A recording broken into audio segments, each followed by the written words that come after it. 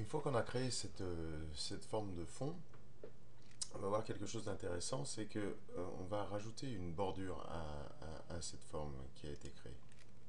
Et on va s'apercevoir de quelque chose. Pour ce faire, je sélectionne ma forme, je vais dans Objet, Remplissage et Contours. Et une fois que je suis là, je clique sur l'onglet Contour. Je choisis un contour qui soit un aplat, une couleur pleine. Et puis, on va choisir une couleur, je sais pas moi, voilà, un orange comme celui-ci. Et puis, je vais, en cliquant sur l'onglet Style du contour, modifier et augmenter un petit peu l'épaisseur de ce contour. Et là, vous vous apercevez qu'en fait, si vous aviez l'impression qu'il n'y avait qu'une seule forme, en réalité, les deux formes que l'on a assemblées subsistent bien. Hein, on a notre rond et notre carré.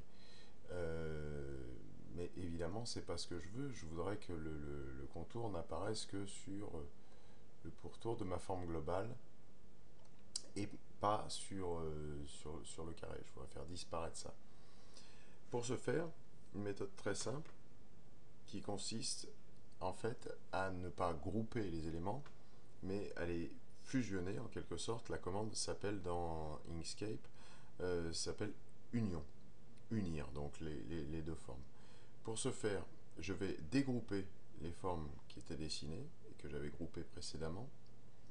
Pour ce faire, je vais dans Objet, Dégrouper, et là de nouveau, les formes ne sont plus, enfin sont indépendantes l'une de l'autre, et je vais les resélectionner l'une après l'autre.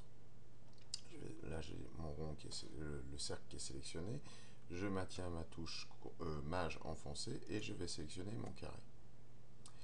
Les deux formes sont sélectionnées et à ce moment-là, je vais pouvoir aller dans le menu Chemin et là j'ai une commande qui s'appelle Union.